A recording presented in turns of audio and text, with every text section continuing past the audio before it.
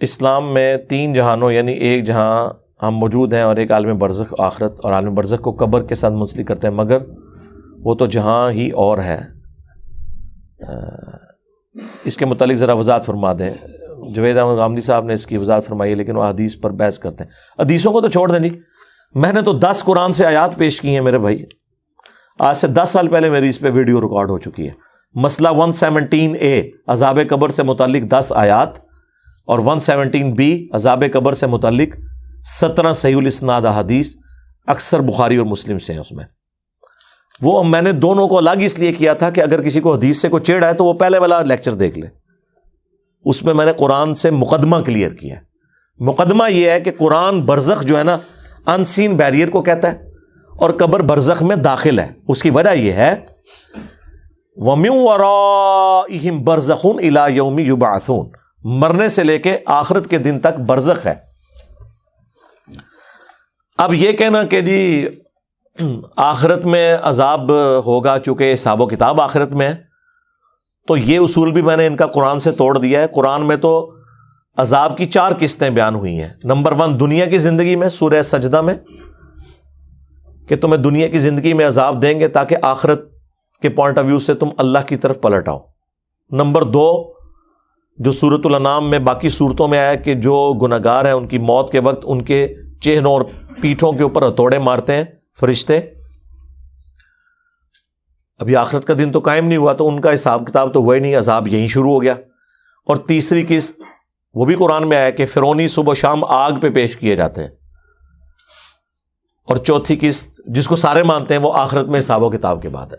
یہ جو تیسری قسط ہے نا کہ فرعونی صبح و شام آگ پر پیش کیے جاتے ہیں، حالانکہ بھی آخرت قائم نہیں ہوئی، اس کو امام بخاری نے صحیح بخاری میں چیپٹر کی ہیڈنگ بنایا ہے۔ عذاب قبر کا جو چیپٹر بند ہے نا اس کے اوپر انہوں نے یہ آیت لکھی ہے کہ یہ آیت ثبوت ہے کہ عذاب قبر برحق ہے۔ قبر اس لیے بولا جاتا ہے کہ عمومی بات ہے، قرآن میں نہیں ہے اماتہ فاقبرہ، انسان مرتا ہے اور اسے قبر ملتی ہے، تو کیا ساروں کو قبر ملتی ہے؟ تو قرآن جھوٹا ہو گیا کیا؟ نعوذ باللہ، نہیں، عموماً قبر ملتی ہے۔ وہ قبر مچھلی کا پیٹ بھی ہو سکتا ہے، شیر کا پیٹ بھی ہو سکتا ہے، سمندر کی گہرائی بھی ہو سکتی ہے، زمین میں راکھ کا بکھرنا بھی ہو سکتا ہے، ایئر کریش میں راکھ کا بکھرنا بھی ہو سکتا ہے، یہ ساری قبریں ہی ہیں، اس لیے اس کو کمبائنڈ آپ برزخ کہتے ہیں۔ ٹھیک ہے، تو اس کو جھگڑا کرنے کی ضرورت نہیں ہے۔ آپ غامدی صاحب کو یا مجھے چھوڑیں، قرآن و سنت کے دلائل کی بات کیا کریں، وہ آپ ویڈیو دیکھ لیں۔ قرآن میں متشابہات اور حروف مقطعات کی قیامت تک کے انسانوں کے لیے دعویٰ کو مشکوک نہیں کر دیتی؟ کیا اس طرح کی آیات سلمان رشدی جیسے فتنوں کا باعث نہیں بنتی؟ آپ کو پتہ ہی نہیں ہے کہ سلمان رشدی کا مسئلہ کیا تھا۔ اس سلمان رشدی کا نام لے کے ہی آپ نے معاملے کو خود ایمبیگوس کر دیا۔ سلمان رشدی کو تو یہ مسئلہ ہی نہیں ہے، نہ متشابہات سے نہ حروف مقطعات سے، اس کا تو مقدمہ ہی کچھ اور ہے، اس کا مقدمہ قرآن پہ تو نہیں ہے، اس کا مقدمہ تو احادیث کے پوائنٹ آف ویو سے وہ چیز ہی کچھ اور ہے۔ سلمان رشدی کی کتاب سٹینک ورسز کے اوپر میں نے پوری ویڈیو ریکارڈ کروا دی ہے، وہ آپ دیکھ لیں۔ پہلے تو آپ سمجھیں اس کا مسئلہ کیا ہے۔ یہ متشابہات اور حروف مقطعات یہ تو چیز ہی کچھ اور ہے، اس کو تو کبھی بھی کسی نے تختہ مشق بنایا ہی نہیں ہے۔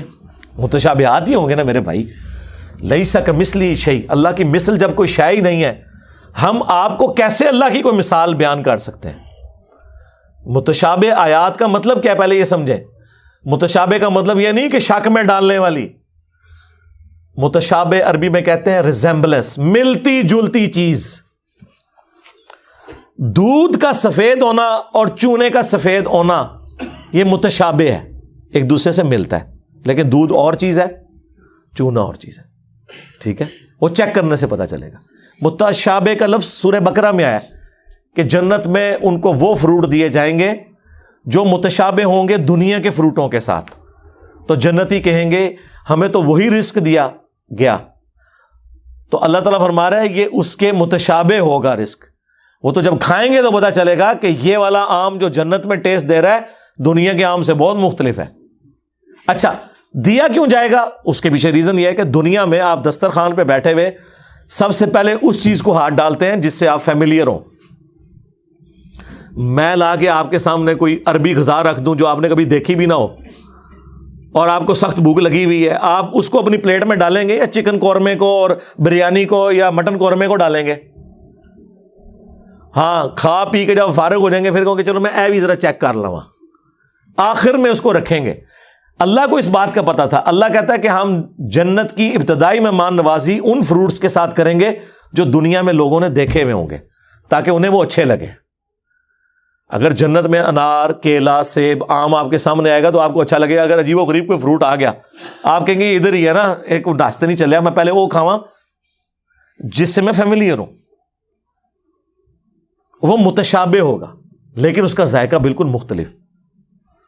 تو آخرت کا دھندلا تصور دینے کے لیے دنیا میں اللہ نے ریزمبلنس والی چیزیں رکھ دی ہیں. حوروں کا تصور دینے کے لیے بیویاں رکھ دی، حالانکہ زمین آسمان کا فرق ہے. اچھا، آخرت میں اللہ تعالیٰ نے جنت کے فروٹ دنیا میں بھی فروٹ رکھ دیے. پھر اللہ کی جو اپنی صفات ہے، اللہ بھی دیکھتا ہے، ہم بھی دیکھتے ہیں، لیکن ہمارے دیکھنے میں اللہ کے دیکھنے میں فرق ہے. اللہ کا ہاتھ جیسا کہ اس کی شان کے لائق ہے، اور ہمارا ہاتھ ہم یوں بھی نہیں کہہ سکتے کیونکہ قرآن میں آیا لیس کمثلہ شیء، اللہ کی مثل کوئی شے نہیں ہے. اللہ کا عرش پر استوا فرمانا ہم اس کے لیے مثال دے ہی نہیں سکتے، جس طرح میں کرسی پہ بیٹھا ہوں، اللہ کی مثل کوئی شے ہی نہیں ہے. ٹھیک ہے، تو یہ ذہن میں رکھیں، یہ متشابہ ہے. تو یہ متشابہات کے بارے میں سورہ آل عمران کی آیت نمبر 7 ہے کہ قرآن کی آیات دو قسم کی ہیں، ایک محکمات ہیں اور وہ ام الکتاب وہی ہیں. قرآن خود کہہ رہا ہے کہ تم نے انہی آیات کو لے کے چلنا ہے. دوسری متشابہات ہیں جو صرف سمجھانے کے لیے بتایا گیا، اور اس کا مقصد یہ نہیں تھا کہ آپ اس کا مطلب تلاش کرو. قرآن میں اسی آیت میں سورہ آل عمران 7 نمبر میں آیا کہ جو ان آیات کے پیچھے پڑھتے ہیں تاکہ اس میں کوئی ٹیڑھ پن تلاش کرے، ان کے دل جو ہیں وہ ٹیڑھے ہو چکے ہوئے ہیں. اور اہل ایمان کی نشانی یہ ہے کہ وہ کہتے ہیں سب کچھ ہمارے رب کی طرف سے ہے، ہم ان پر ایمان رکھتے ہیں، اور وہ اللہ سے دعا کرتے ہیں ربنا لا تزغ قلوبنا بعد اذ ہدیتنا وہب لنا من لدنک رحمہ انک انت الوہاب. اور بخاری مسلم میں انہی آیات کے بارے میں سورہ آل عمران 7 نمبر آیت کے کانٹیکسٹ میں ایک حدیث ہے کہ تم جسے دیکھو کہ وہ متشابہات کے پیچھے پڑا ہے تو جان لو یہ وہی ہے جس کے بارے میں قرآن میں آیا کہ اس کا دل ٹیڑھا ہو چکا ہے. یہ نبی اسلام نے ارشاد فرما دیا. اور اہل ایمان کی نشانی یہ ہے کہ وہ دعا کرتے ہیں ربنا لا تزغ قلوبنا، اے رب ہمارے دلوں کو ٹیڑھا نہ کرنا بعد اس کے کہ تو نے ہمیں ہدایت عطا فرمائی، ہمیں اپنے پاس سے رحمت عطا فرما اے عطا فرمانے والے، آمین. تو یہ ہے. تو سلمان رشدی کا جو ایشو ہے وہ ڈیفرنٹ ہے، اس پہ آپ میری پوری ویڈیو تفصیلی، میں نے اس کی ایک ایک چیز کا جواب دیا ہے. باقی تو صرف گالیاں نکالتے ہیں. میں نے اس کا مقدمہ پیش کیا، وہ کیا چاہ رہا ہے، کیوں اس نے کہا، کس چیز کو اس نے بنیاد بنایا، اس میں ہم نے کیسے ریبٹل کرنا ہے. اس میں نے کئی قرآن کی آیات اس کے جواب کے طور پر پیش کی، اس نے جو ڈنڈی ماری تھی وہ ڈسکس کی الحمدللہ. باقی صرف سر کی قیمتیں رکھتے ہیں، ہاں پتلے جلاتے ہیں، علمی بات کوئی نہیں کرتا.